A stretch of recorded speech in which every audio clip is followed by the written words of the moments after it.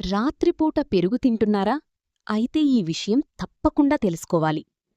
మనలో చాలామంది భోజనం చివర్లో పెరుగు తినడం అలవాటు చేసుకున్నారు. అది ఆరోగ్యానికి మంచిదే అనుకుంటాం. కానీ నిజంగా అది ఎప్పుడూ మంచిదేనా? ముఖ్యంగా రాత్రివేళల్లో? ఆయుర్వేదం ప్రకారం ప్రతి ఆహారం ఒక సమయం, ఒక విధానం ఉంటుంది. అదే తప్పుగా తింటే ఆరోగ్యానికి మేలు చేయాల్సిన ఆహారం కూడా నష్టాన్ని కలిగించవచ్చు. ఇంకా ఆశ్చర్యకరమైన విషయమేమిటంటే, పెరుగుతో పాటు కొన్ని ఆహారాలను కలిపి తినడం వల్ల శరీరంలో టాక్సిన్లు పెరిగి చిన్న చిన్న సమస్యలు పెద్ద వ్యాధులుగా మారే ప్రమాదం ఉంది. మరి రాత్రిపూట పెరుగుతో పాటు తినకూడని ఆహారాలేమిటి? ఎందుకు తినకూడదు? ఎలా తింటే మంచిది? ఇవన్నీ ఇప్పుడు పూర్తిగా తెలుసుకుందాం. రాత్రిపూట పెరుగుతో పాటు తినకూడని ఆహారాలు: ఏ.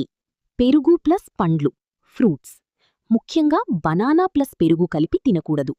ఇది జీర్ణక్రియను నెమ్మదిస్తుంది, శరీరంలో టాక్సిన్స్ ఆమా పెరుగుతాయి, అలర్జీలు, చర్మ సమస్యలు రావచ్చు. ఏ. పెరుగు ప్లస్ చేపలు, ఫిష్. ఇది ఆయుర్వేదంలో విరుద్ధ ఆహారంగా పరిగణిస్తారు.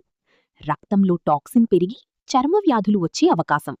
దీర్ఘకాలంలో ఆరోగ్యానికి హానికరం. ఏ. పెరుగు ప్లస్ పాలు, మిల్క్. రెండూ కూడా ఫర్మెంటెడ్ డైరీ ప్రాడక్ట్స్. కలిపి తింటే జీర్ణక్రియలో గందరగోళం, గ్యాస్, బ్లోటింగ్ సమస్యలు వస్తాయి. ఏ.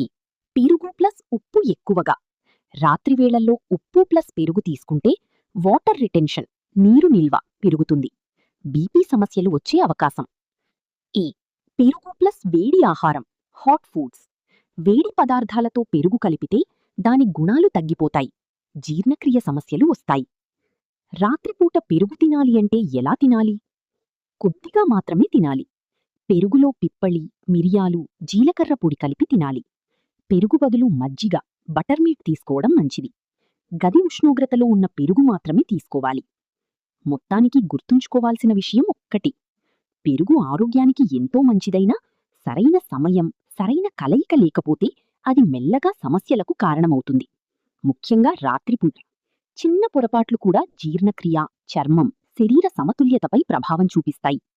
ఆయుర్వేదం చెప్పేది చాలా సింపుల్: ఏది తింటామన్నది కంటే ఎలా, ఎప్పుడు తింటామన్నదే ముఖ్యం. కాబట్టి ఇకపై రాత్రి భోజనంలో పెరుగు తీసుకునే ముందు ఒకసారి ఆలోచించండి.